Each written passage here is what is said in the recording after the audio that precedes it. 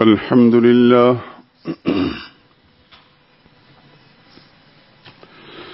الحمد لله وحده والصلاة والسلام على من لا نبي بعده ولا رسول بعده ولا معصوم بعده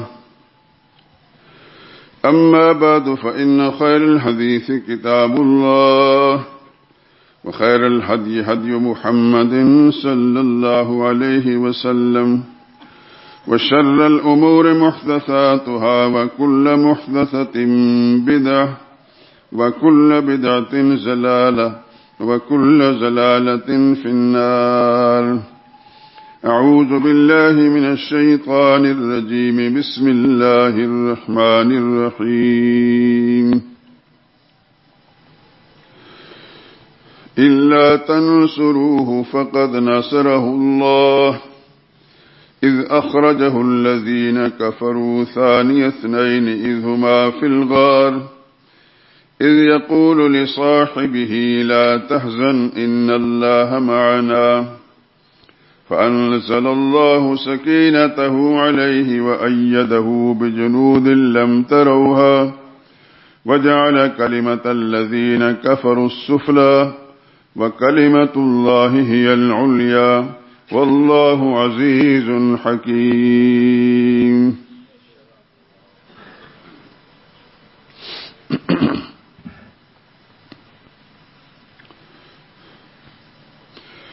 لوگو اگر تم پیغمبر کی مدد نہ کرو گے کوئی پرواہ نہیں تو اللہ تو ان کا مددگار ہے ہی. وہ وقت تم کو یاد ہوگا جب ان کو کافروں نے گھر سے نکال دیا.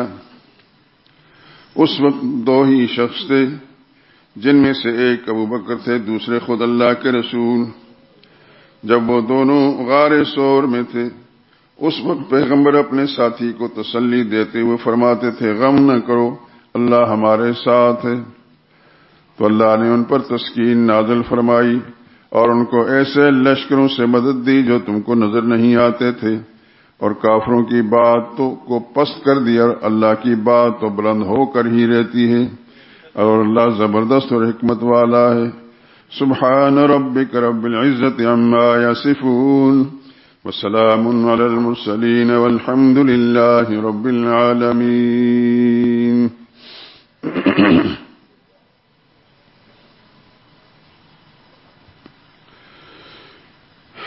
درود پاک پڑھ لیں. اللهم صل على محمد وعلى آل محمد كما صليت على إبراهيم وعلى آل إبراهيم إنك حميد مجيد.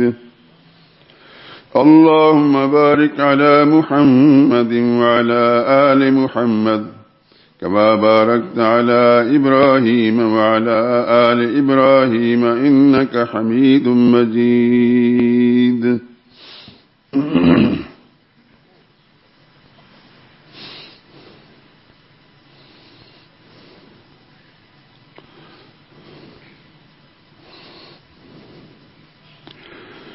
نبی کے جانشین اولی صدیق اکبر ہیں. نبی کے جانشین اولی صدیق اکبر ہیں. امیر مومنہ بھی بالیقین صدیق اکبر ہیں.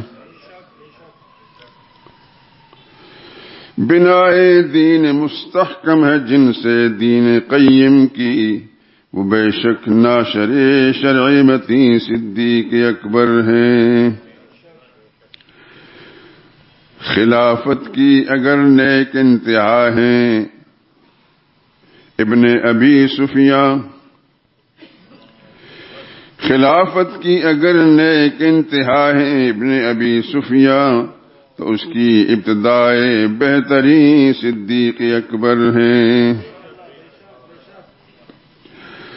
جنہوں نے اپنی دولت صرف کی اسلام کی خاطر وہ بے شک لائق صد آفرین صدیق اکبر ہیں. صحابہ ہیں سپاہی گر سپاہے دین برحق کے، صحابہ ہیں سپاہی گر سپاہے دین برحق کے، نبی ہیں شاہدین سالار دین صدیق اکبر ہیں۔ ہے ان کی سیرت اطہر شیلولا کی سیرت، ہمارے رہنما حبل المتین صدیق اکبر ہیں۔ ہے اصحاب نبی میں ان کا بے شک رتبہ عالی، نبی کے بعد افضل بالیقین صدیق اکبر ہیں۔ نبی کے قرب میں انور زمیں پر بھی رہے اور اب بھی نبی کے قرب میں زیر زمیں صدیق اکبر ہیں۔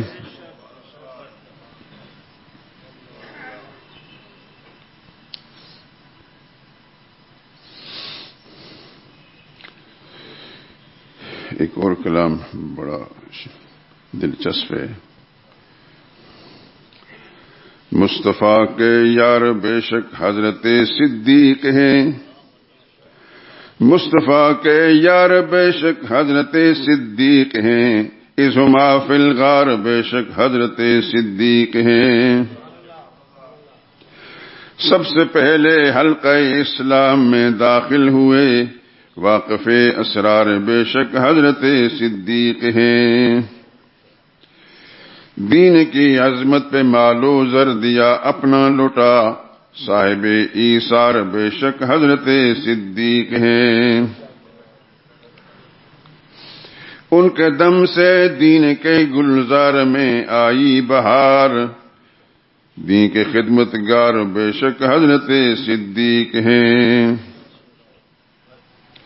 ہے نبی کے جانشین اولی وہ بے گماں، دین کے سالار بے شک حضرت صدیق ہیں۔ جب کوئی کذاب اٹھا ختم کر ڈالا وہیں، جب کوئی کذاب اٹھا ختم کر ڈالا وہیں، دافع الاشرار بے شک حضرت صدیق ہیں۔ گنبد خضرا میں انور بعد رحلت ہر گھڑی، حاضر سرکار بے شک حضرت صدیق ہیں۔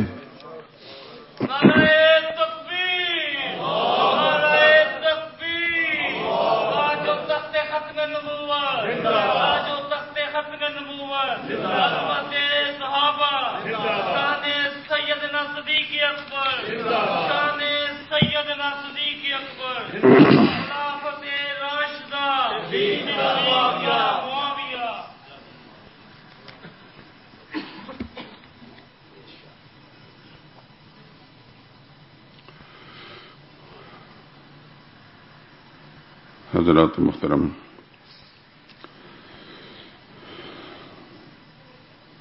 قرآن حکیم کی جو آیت تلاوت کی ہے، سورہ توبہ کی آیت نمبر 40،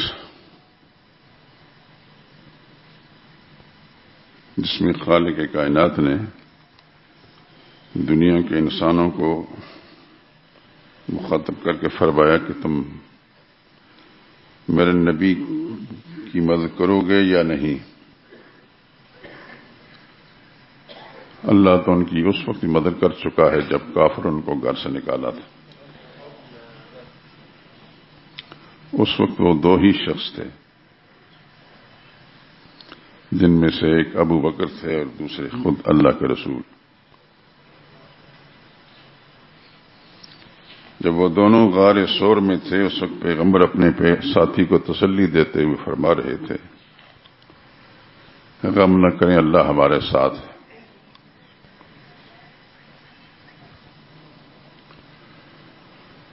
یہ بات تو سبھی دوستوں کو معلوم ہے ہی الحمدللہ، اور مسجد شہداء والے تو اس سے بے خبر نہیں ہیں۔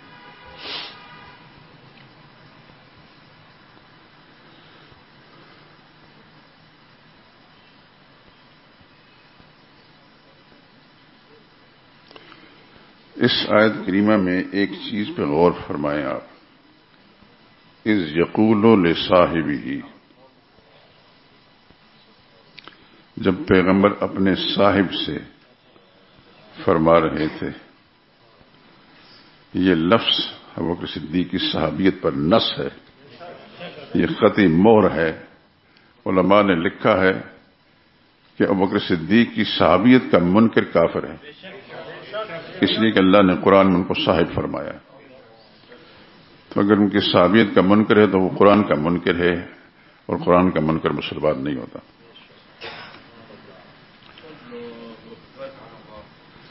یہ تو ایک سے زائد مرتبہ آپ حضرات کے علم میں آ چکا ہے، اور الحمدللہ آپ ماشاءاللہ اللہ کی توفیق سے یقیناً ان کتابوں کا مطالعہ کرتے ہوں گے، پڑھتے ہوں گے جو سرور کائنات صلی اللہ علیہ وسلم اور ان کے ساتھیوں کے تذکرے میں ہے، خصوصاً ابوبکر صدیق.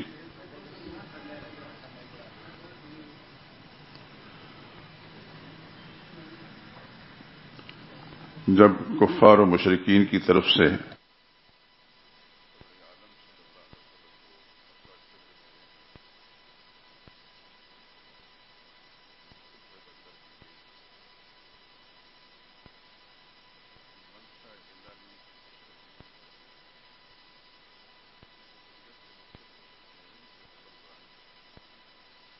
کہ یہ مشکل ایسی تھی کہ اس وقت اللہ نے وحی کے ذریعے سے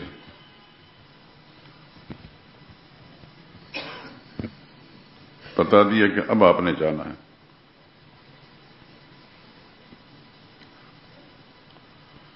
سرور عالم صلی اللہ علیہ وسلم نکل پڑے اللہ کے حکم کے مطابق،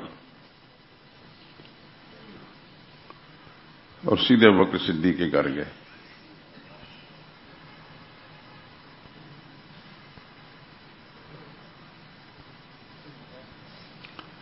یاد رکھیں حضور صلی اللہ علیہ وسلم کے اپنے خاندان کے بہت سے لوگ تھے، کچھ ایمان لا چکے تھے، لیکن اللہ کا منشا بھی تھا کہ ابوبکر ساتھ جائیں گے، اور ابوبکر صدیق سرور عالم صلی اللہ علیہ وسلم کی مرضی بھی یہی تھی کہ ابوبکر صدیق کے ساتھ رہیں گے.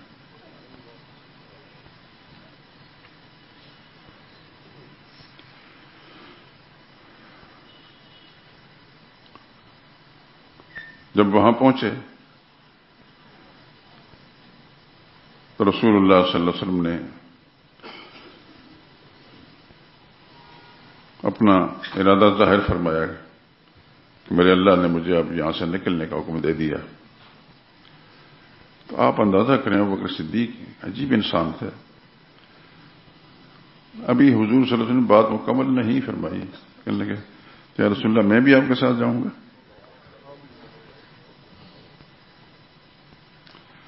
اللہ کے پیغمبر نے فرمایا ہاں یقیناً آپ جائیں گے. اس وقت حضور صلی اللہ علیہ وسلم کے زاد سفر کا اہتمام ابوبکر صدیق کے گھرانے نے کیا، آپ کی صاحبزادیوں نے کیا، جن کی تفصیل میں جانے کی ضرورت نہیں. اللہ کے پیغمبر وہاں سے نکلے صلی اللہ علیہ وسلم. منشا الہی اس وقت یہی تھا کہ حضور صلی اللہ علیہ وسلم دن کے اجالے میں باہر نہ جائیں. چنانکہ اللہ کی مرضی کے مطابق مکہ معظمہ شہر سے تھوڑے سے فاصلے پر آپ حضرات ہو سکتا گئے ہوں تو یہ بڑی خوش بختی ہے. اگر نہیں گئے تو اتنا اندازہ ضرور ہوگا، ایک اونچا پہاڑ ہے، جبل سور اسے کہتے ہیں.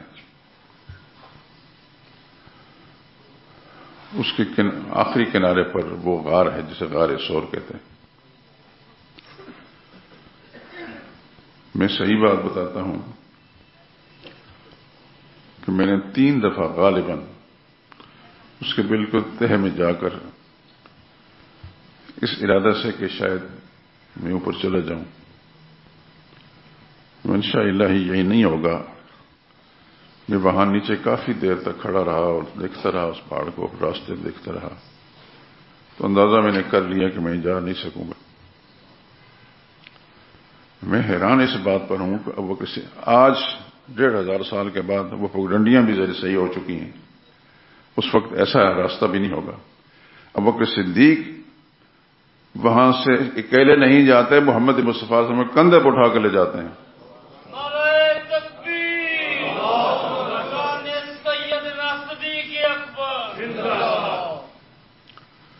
کسی بھی پہلو سے غور کیا جائے یہ عجیب انسان تھے، عجیب ہی انسان تھے۔ اور پھر غار کے کنارے پہاڑ کی چوٹی پر پہنچ کر رسول اللہ صلی اللہ علیہ وسلم کو باہر اتار کر اس غار کے اندر جاتے ہیں۔ کوئی لائٹنگ نہیں، کوئی روشنی نہیں، کوئی اس سے پہلے ایک صفائی کا انتظام نہیں، خود جاتے ہیں، صفائی کرتے ہیں۔ کس انداز صفائی کی اس کی تفصیل میں جانے کی ضرورت نہیں۔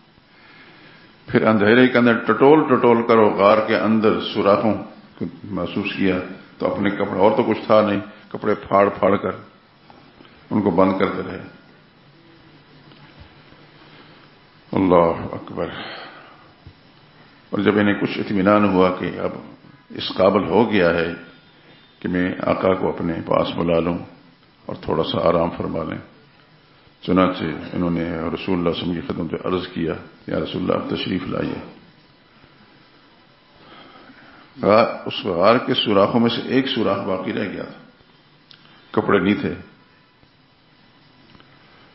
دل میں سوچا کہ اس میں اپنی ایڑی رکھ لوں گا۔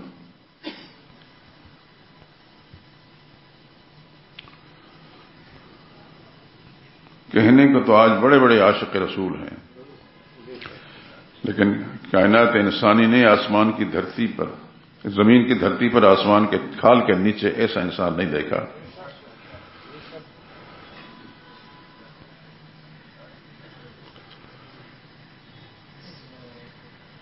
نبی کریم صلی اللہ علیہ وسلم کے لیے جو جگہ صاف کی تھی، خود بیٹھے اور اپنی گود رسول اللہ صلی اللہ علیہ وسلم کے سر مبارک کے لیے پھیلائی اور اس سوراخ پر اپنا ایڑی رکھ لی کہ ادھر سے کوئی کالا نہ نکل جائے۔ اور واقعتاً کچھ ہی وقفے کے بعد وہ کالا نکلا اور اس نے ڈنگ مارا۔ تو آپ خود اندازہ کر سکتے ہیں وہ زہر، سانپ کا زہر کیا ہوتا ہے۔ کچھ دیر تو برداشت کی تکلیف، لیکن ہلے نہیں۔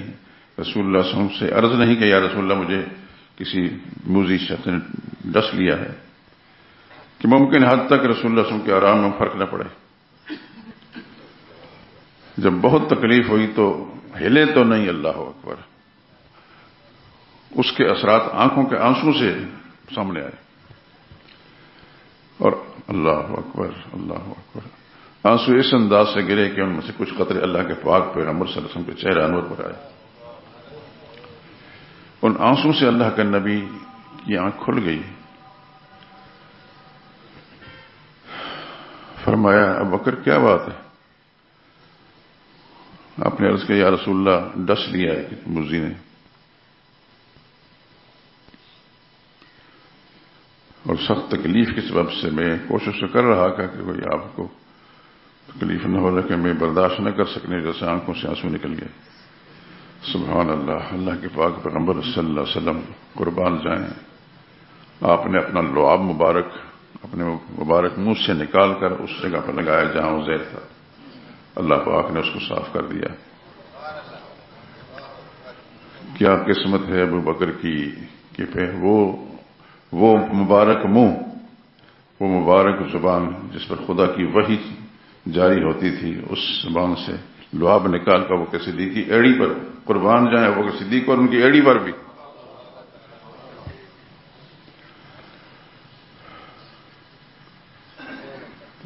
اسی سلسلے میں ایک بات یہ بھی کہ جس وقت یہ جا کر بیٹھ کے تو مشرکین مکہ پوری تلاش میں تھے، اور ادھر ادھر انہوں نے اعلان بھی کر دیا کہ کوئی بھی ان دونوں کو پکڑ کر لائے گا ہم تو اس کو اتنا انعام ملے گا۔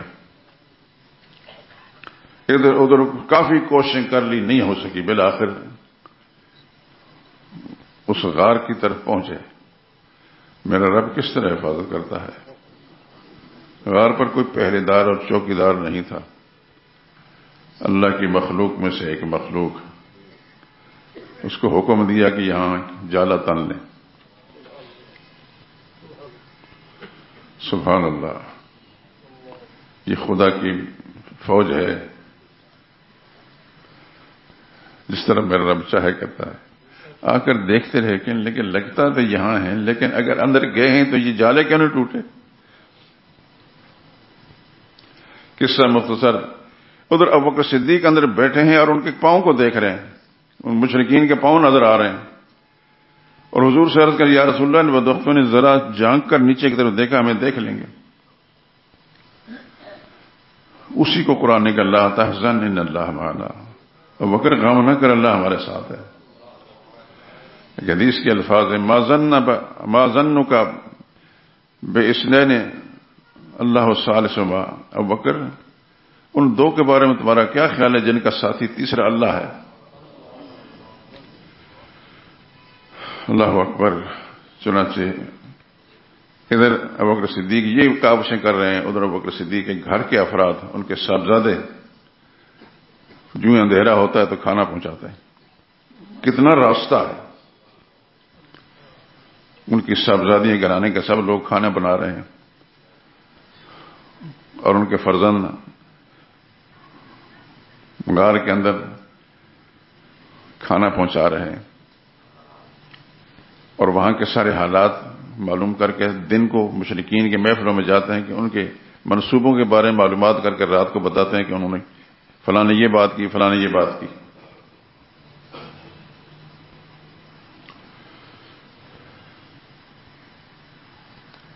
باتیں بہت سی میرے دوست اس ضمن میں، ساری میں ذکر نہیں کر سکوں گا۔ قصہ مختصر کہ بالآخر یہ شیخین وہاں سے نکلے مناسب وقت میں، جو اللہ کی طرف سے مقرر تھا۔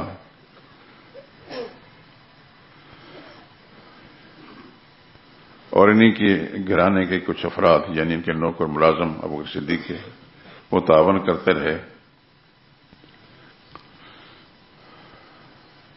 کچھ ہی آگے گئے، یہ یاد رکھیں کہ مکہ معظمہ سے مدینہ طیبہ تقریباً 400 کلومیٹر سے بھی زیادہ ہے۔ یہاں سے آپ پشاور لگا لیں،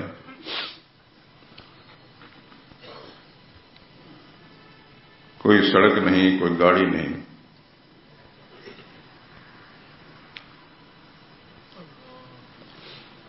کس کس انداز سے جا رہے ہیں، اور رسول اللہ صلی اللہ علیہ وسلم بڑے اطمینان کے ساتھ تشریف لے جا رہے ہیں۔ ابوبکر صدیق غم کی کیفیت میں، کبھی پیچھے کی طرف دیکھنے، کبھی ادھر دیکھنے کے، کوئی دشمن تو نہیں آ رہا۔ ابوبکر صدیق کو اس بات کا غم نہیں تھا کہ مجھے ماریں گے، ابوبکر صدیق میرے پیغمبر صلی اللہ علیہ وسلم کی جان کی فکر میں لگے ہوئے تھے۔ اور یہ آپ نے پڑھا یہ ہوگا، سنا ہوگا علماء سے کہ مشرکین نے انعام و اکرام کے آفر کی، جو شخص بھی ان کو پکڑ کر لائے گا یا ان کی خبر دے گا، ان کو یہ ملے گا، اس کو یہ ملے گا۔ ان میں سے ایک شخص ایسے تھے جو اپنے گھوڑے پر سوار ہو کر تلاش میں نکلے، بعد میں وہ مسلمان بھی ہو گئے تھے۔ جس وقت وہ حضور صلی اللہ علیہ وسلم بکر صدیق کے قریب ہی چلے گئے اور انہوں نے دیکھ لیا کہ میری مطلوب یہ ہیں، خدا کا نظام دیکھیں کہ ان کے گھوڑے کو ٹھوکر لگی اور ان کا اگلے پاؤں زمین میں دھنس گئے۔ اللہ اکبر۔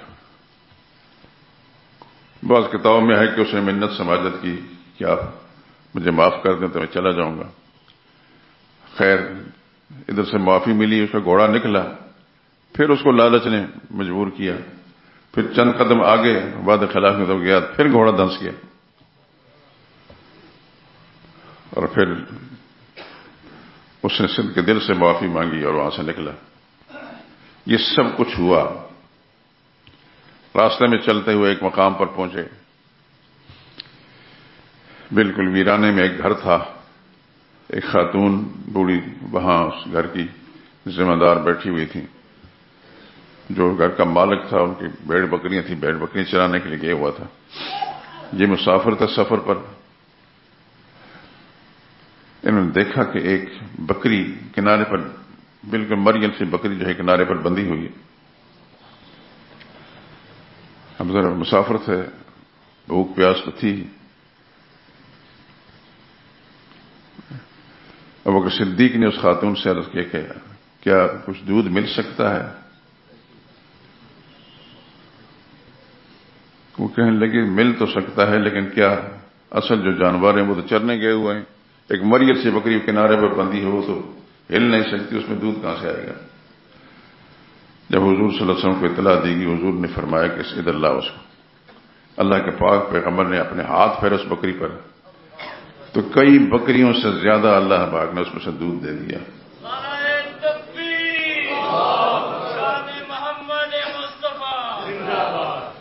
یہ پیغمبر کا معجزہ ہے جو قدم قدم پہ ساتھ چلتا ہے. چنانچہ شیخین نے اپنے لیے دودھ لیا اور پھر باقی دودھ اس خاتون کو دے دیا. اس کا شوہر آیا، اس نے کہا یہ دودھ کہاں سے ہے؟ اس ساری صورتحال اس نے بیان کی. وہ کہنے لگا کاش کہ میں ان کو دیکھ لیتا، شاید ان کے ساتھ چلا جاتا. خیر، یہ شخصیت ہے ابو بکر صدیق کی. آپ سن چکے ہیں اس سے پہلے بھی کہ مکی زندگی میں سب سے پہلے جو اللہ کے پیغمبر پر ایمان لائے، سب سے پہلے جس نے پیغمبر کے لیے مار کھائی وہ ابو بکر صدیق تھے. کوئی شخص بھی کسی قبیلے کا، کسی خاندان کا رسول اللہ صلی اللہ علیہ وسلم پر نہ ایمان لایا ابو بکر صدیق سے پہلے، نہ اس نے مار کھائی. حالانکہ بنو ہاشم میں سے تھے لوگ بہت جو بعد میں مسلمان بھی ہوئے، لیکن شروع میں اللہ کے پیغمبر کے لیے نہ کسی نے مار کھائی نہ رسول اللہ کا ساتھ دیا. سب سے پہلے مار کھانے والے ابو بکر صدیق اس حد تک مارا گیا کہ بالکل بے ہوش ہو گئے اور ان کو اٹھا کر گھر لے گئے. اور قبیلے کے لوگ آپس میں چمگوئیاں کر رہے ہیں کہ بچنے کی امید نہیں ہے، لیکن آپس میں مشورے کر رہے ہیں کہ اگر یہ نہ بچے تو عتبہ بن ربیعہ مشرکین کا ایک بڑا سرغنہ تھا، اس کو نہیں چھوڑیں، اس کو ماریں گے.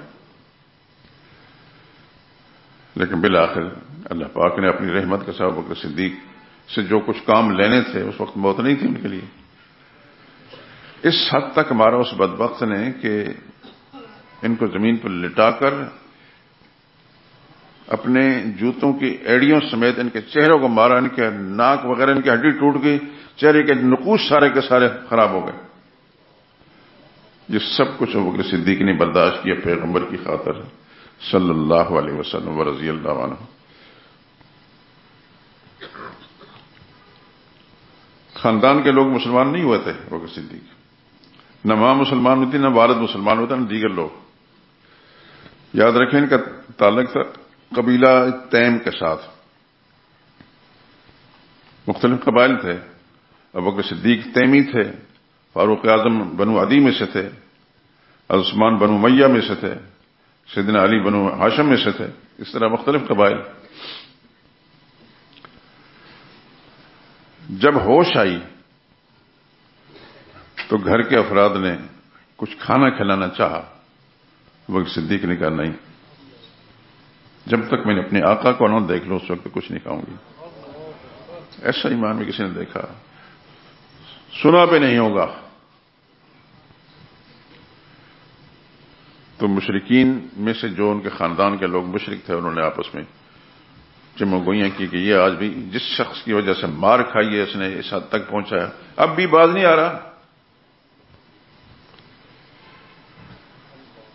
والدہ نے بڑی کوشش کی لیکن نہیں، کہ جب تک میں اپنے آقا کا چہرہ انور کی زیارت نہیں کر لوں گا کچھ بھی منہ میں نہیں ڈالوں گا. چنانچہ اس کو اسی زخمی حالت کو اٹھا کر رسول اللہ صلی اللہ علیہ وسلم کے پاس لے گئے. آپ بھی ماشاءاللہ پڑھے لکھے لوگ ہیں، بہت ساری کتابوں کا مطالعہ کیا ہوگا، علماء سے سنا ہوگا، لیکن یہ چیز آپ نے کہیں کسی کتاب میں نہیں پڑھی ہوگی. برائے کرم یہ موبائل بند کر دیں.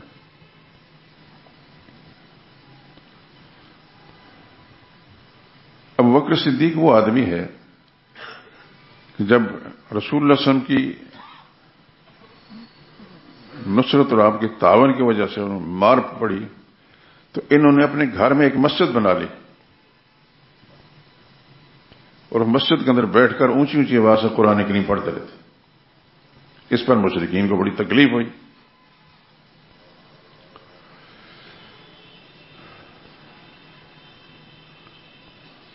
اور انہوں نے کوشش کی کہ ہم ان کو بھی مار دیں گے۔ خیر قصہ مختصر، ابوبکر صدیق رضی اللہ تعالیٰ عنہ نے یہ ارادہ کر لیا کہ یہاں میری وجہ سے رسول اللہ صلی اللہ علیہ وسلم کو تکلیف پہنچے گی، میں یہاں سے نکلتا ہوں۔ وہاں سے جب نکلنے لگے تو ایک قبیلہ تھا، قبیلہ قارہ، اس کا سردار تھا ابن الدغنہ۔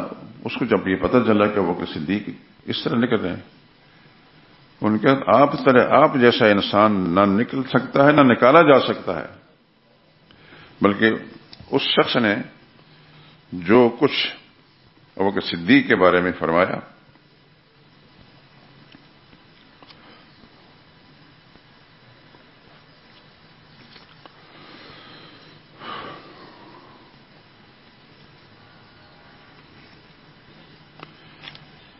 آپ وہ انسان ہیں جو غریبوں کی ہمدردی کرتے ہیں، بھوکوں کو کھانا کھلاتے ہیں۔ غرض جتنی بھی خوبیاں کسی انسان کی تھی وہ سب اس نے بیان کر دی۔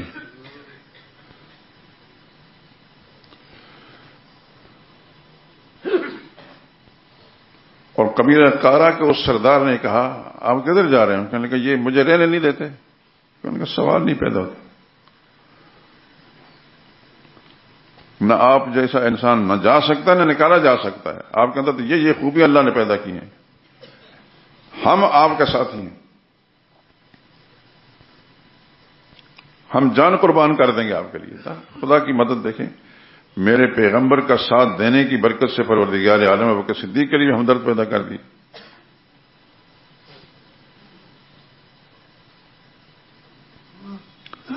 ابوبکر صدیق واپس آ گئے۔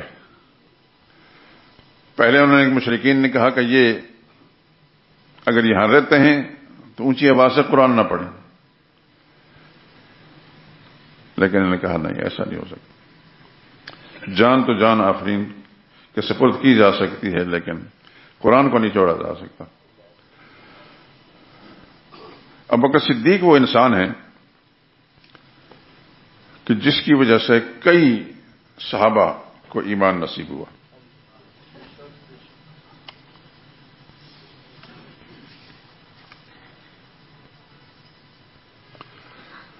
حضرت عثمان رضی اللہ تعالیٰ عنہ کے ایمان لانے کا سبب یہ بنے ہیں۔ حضرت طلحہ یہ عشرہ مبشرہ میں سے ہیں، ان کے ایمان لانے کا سبب یہ بنے ہیں۔ حضرت زبیر کے ایمان لانے کا سبب یہ بنے ہیں۔ عبد الرحمن بن عوف کا ایمان لانے کا سبب یہ بنے ہیں۔ سعد بن وقاص کے ایمان لانے کا سبب یہ بنے ہیں۔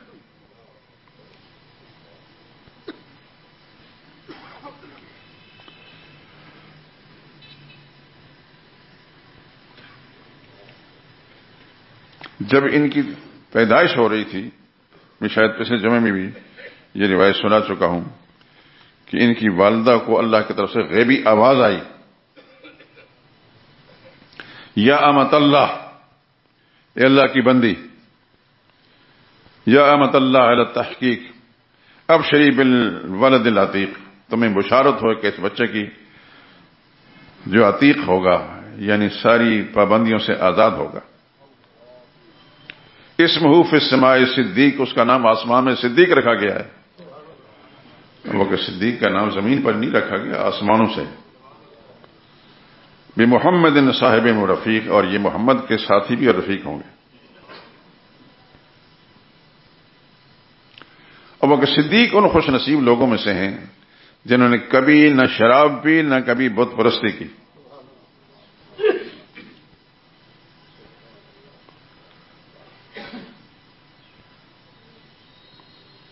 علامہ ابن جوزی ایک بہت بڑے مورخ بھی ہیں، مصنف بھی ہیں، بڑے انسان ہیں، انہوں نے بہت کتابیں لکھی ہیں۔ انہوں نے لکھا ہے کہ زمانے جاہلیت کے اندر بھی جس شخص نے بت پرستی نہیں کی ان میں سے سر فہرست ابوبکر صدیق ہے۔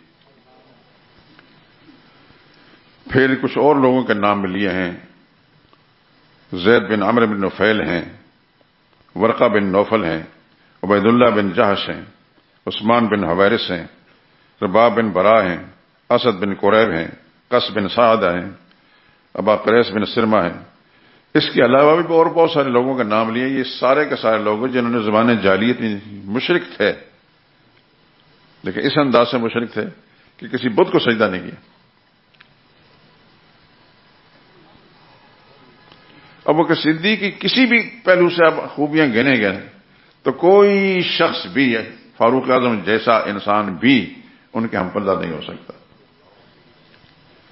یہ تو آپ نے ایس سے زائد مرتبہ سنا ہوگا علماء سے۔ ایک دفعہ اللہ کے پاک پیغمبر نے صلی اللہ علیہ وسلم چندے کی اپیل فرمائی۔ غزوہ تبوک کے موقع پر بہت بڑا کفار کا لشکر تھا، جس کے مقابلے کے لیے کم بیش 30,000 انسان تیار کیے گئے، اور اس وقت مسلمانوں کی حالت ایسی تھی کہ معاشی طور پر بہت تنگ دستی تھی۔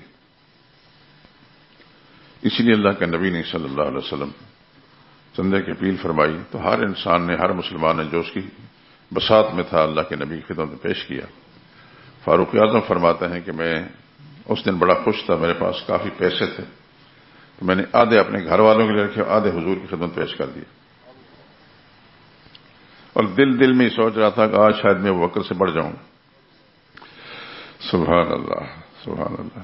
میرا رب اگر چاہتا ہی نہیں کسی کو آگے بڑھنے کے تو کون بڑھ سکتا ہے؟ تھوڑی دیر کے بعد ابو بکر صدیق آئے، وہ پوری گٹڑی باندھ کر سر پر لا کر اللہ کے نبی کے سامنے رکھ دی، جو کچھ بھی تھا۔ قرائن سے اللہ کے نبی نے اندازہ کر لیا کہ اس شخص نے کچھ نہیں چھوڑا ہوگا۔ یا رب، رسول اللہ صلی اللہ علیہ وسلم نے پوچھا بکر گھر والوں کے لیے کیا چھوڑ کر آئے؟ عرض کیا یا رسول اللہ، اللہ اس کے رسول کو چھوڑ کر آئے، بس خدا اس کے رسول کی محبت کو چھوڑ کر آئے، اور کچھ بھی نہیں۔ اس وقت فاروق اعظم نے اعلان کر دیا کہ میں نے کئی بار ابو بکر سے بڑھنا چاہا، لیکن میرا رب چاہتا ہی نہیں آگے بڑھانا، اس واسطے آج کے بعد میں ارادہ کرتا ہوں میں کبھی ابو بکر کا مقابلہ نہیں کروں گا۔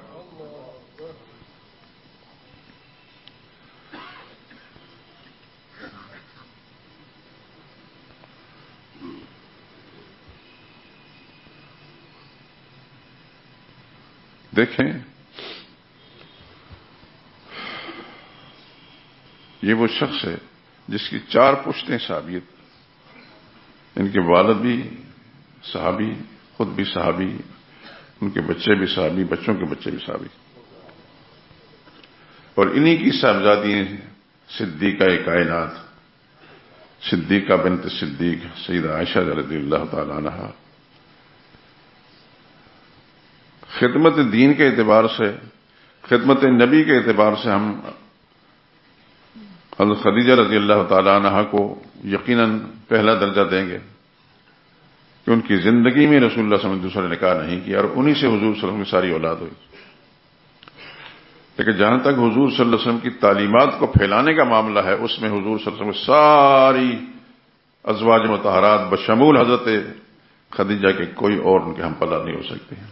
یہ ابو بکر صدیق کی بیٹی ہیں۔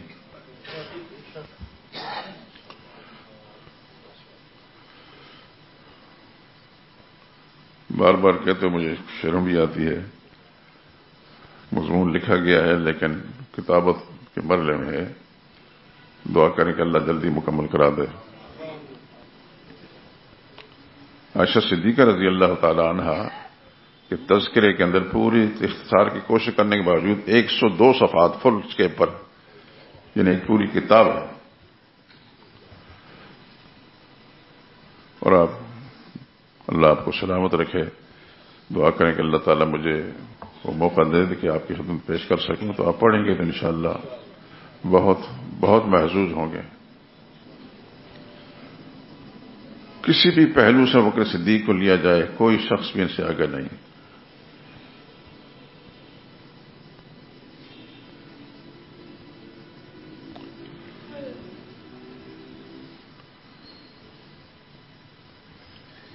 ایک دفعہ کسی سفر پر واپسی پر صدیقہ کائنات سیدنا صدیقہ اکبر کی صاحبزادی رسول اللہ صلی اللہ علیہ وسلم کی زوجہ مطہرہ ام المومنین عائشہ صدیقہ رضی اللہ تعالی عنہا جب پڑاؤ کیا تو پڑاؤ کرتے وقت رسول اللہ سے اجازت لے کر راستے سے ہٹ کر کسی سائڈ پر تشریف لے گئیں قضاء حاجت کے لیے.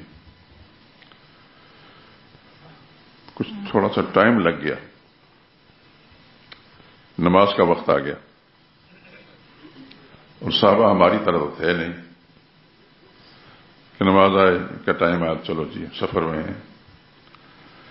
پریشانی کا اظہار کیا کہ ہماری نماز قضا ہو جائے گی، یہاں پانی بھی نہیں، وضو کیسے کریں؟ اللہ اکبر.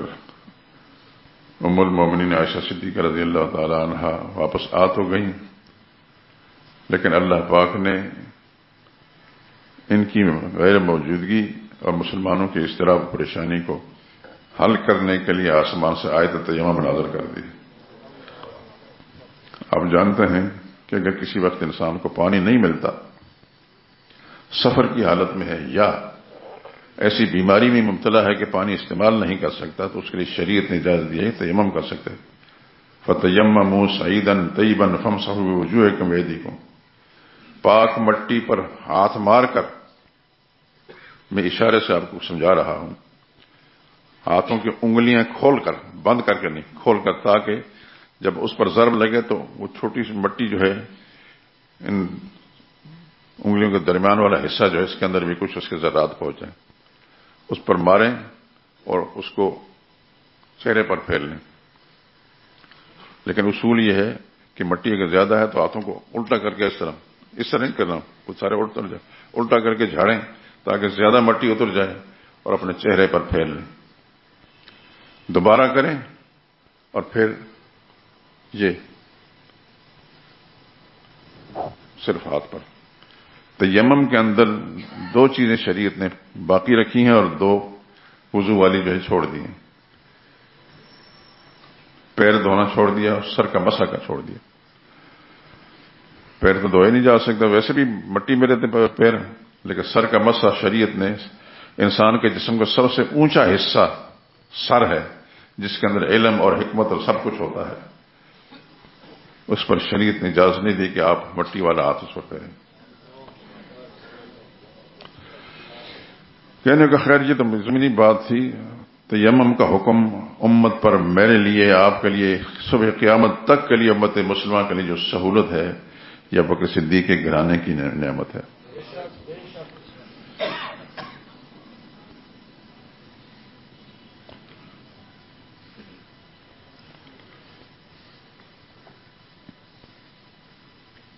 ابھی میں گھر سے نکلنے سے پہلے حدیث کی کتاب، جو 20-22 جلدوں کتاب ہے،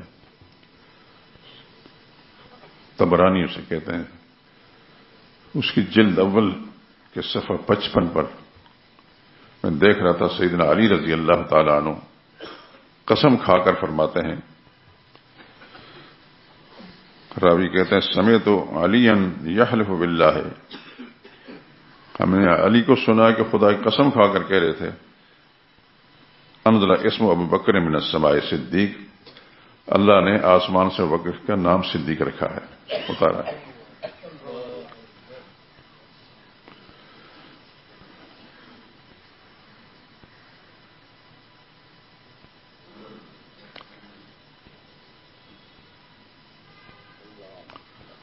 آپ کے علم میں ہے کہ رسول اللہ صلی اللہ علیہ وسلم کی وصال کے بعد مرتدین، منکرین زکوٰۃ، نبوت کے دعوے دار پیدا ہوئے. ان سب فتنوں کو ابوبکر صدیق نے ختم کیا. اگر آپ کے ملک کے اندر، آپ کے خطے میں، اس قرب و جوار کے اندر منکر ختم نبوت مرزا غلام قادیانی دجال پیدا ہوا، تو اس سے پہلے ابوبکر صدیق کے زمانے میں اس سے بڑے دجال پیدا ہوئے، لیکن ایک ایک کر کے ابوبکر صدیق نے سب کا صفایا کر دیا. اور اس کے صفایا کرنے میں بہت سارے صحابہ کرام کی قربانیاں بھی ہیں. صحابہ شہید ہوئے. مسلمہ کذاب یہ تو آپ کا مسلمہ پنجاب تھا نا، وہ مسلمہ کذاب تھا، بہت بڑا فتنہ تھا۔ اس نے رسول اللہ صلی اللہ علیہ وسلم کے وصال سے پہلے خط لکھا تھا، پیغام بھیجا تھا کہ اللہ نے مجھے اور آپ دونوں کو نبی بنایا۔ اتنا خبیث آدمی تھا حضور فرماتے تو آپ بھی نبی، میں بھی نبی، آپ کے نبوت میں اللہ نے مجھے شریک کر دیا۔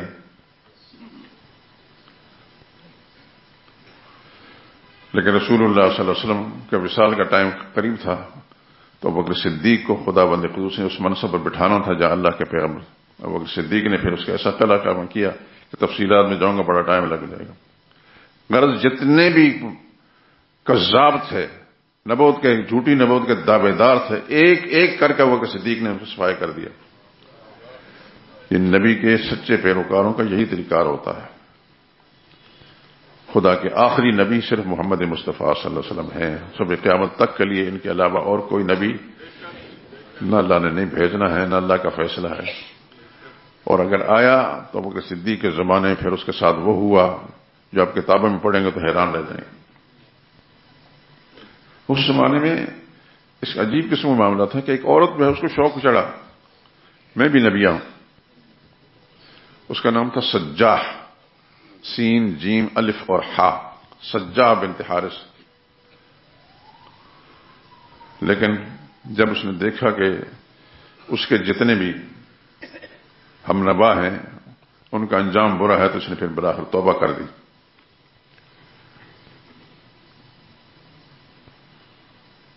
صحابہ کرام دیکھیے، ہم لوگ اس بر صغیر کے، پاکستان کے، ہندوستان کے مسلمان، یہ جو فتنہ مرزا غلام قادیانی دجال ہے اس کا ہم اس کو نہیں کر سکے، بلکہ وقت گزرنے کے ساتھ ساتھ ہماری اپنی صفوں کے اندر بڑی بڑی اونچی کرسیوں پر بیٹھنے والے جو ہیں پتہ چلتا ہے کہ یہ مرزا قادیانی دجال کا پیروکار ہے۔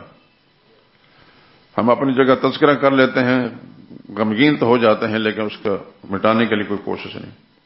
اور آپ کے ملک کے اندر جب سے آپ نے شعوری زندگی سنبھالی ہے، مجھے بھی طرح طرح کی حکومتیں آئیں، لیکن ختم نبوت کے خلاف کوئی فتنہ بھی ہے اس کے قلع قلم کرنے کی کوئی کوشش نہیں کی گئی۔ وقت گزرنے کے ساتھ ساتھ پتہ چلتا ہے کہ فلاں پارٹی کا فلاں وزیر جو ہے قادیانی تھا، فلاں پارٹی کا فلاں وزیر قادیانی تھا۔ ایک اونچی کرسی پر بیٹھنے والا جو اب نہیں ہے، میری بات شاید تکلیف دہ ہو، اخباروں کے اندر اب بھی آپ نے سوشل میڈیا پر دیکھا ہوگا، میں نے خود دیکھا کہ مرزا غلام قادیانی کو غیر مسلم قرار دینا یہ غلط بات تھی۔ پھر حیران ہوا ہم، یار یہ وزیر اعظم کی کرسی پر بیٹھ گیا اور یہ قادیانیوں کے بارے میں ایسی بات کر رہا ہے۔ بعد میں پتہ چلا کہ اس کا سارا ننیال قادیانی تھا۔ اللہ تعالی ہم سب کو فتنوں سے محفوظ فرمائے۔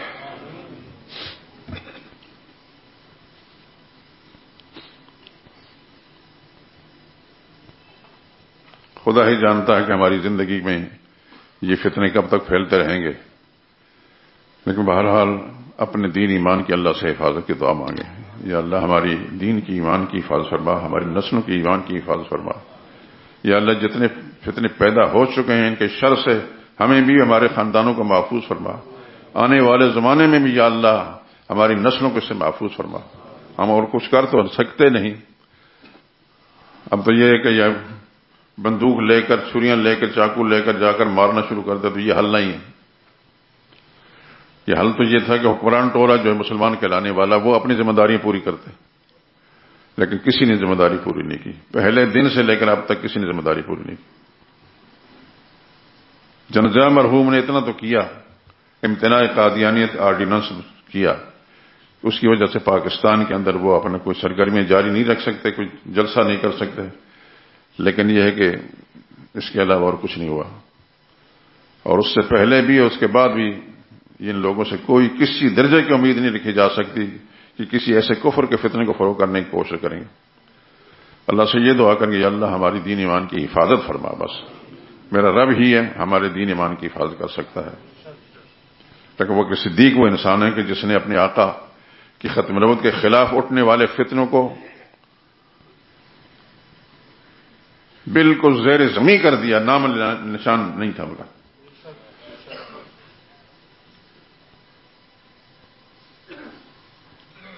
بہت ساری باتیں میرے دوستوں کہنے کی ہیں، جو زندگی رہی تو انشاءاللہ کہیں گے۔ کیا ہے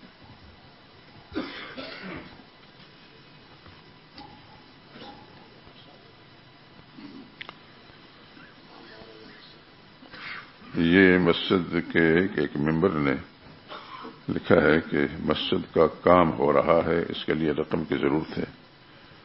بہرحال آپ دیکھ رہے ہیں کہ بار یہ شیڈ اتار دیے گئے، ان دوبارہ لگیں گے، اس سلسلے میں آپ حضرات یقیناً تعاون فرمائیں۔ اللہ آپ کو جزائے خیر عطا فرمائے۔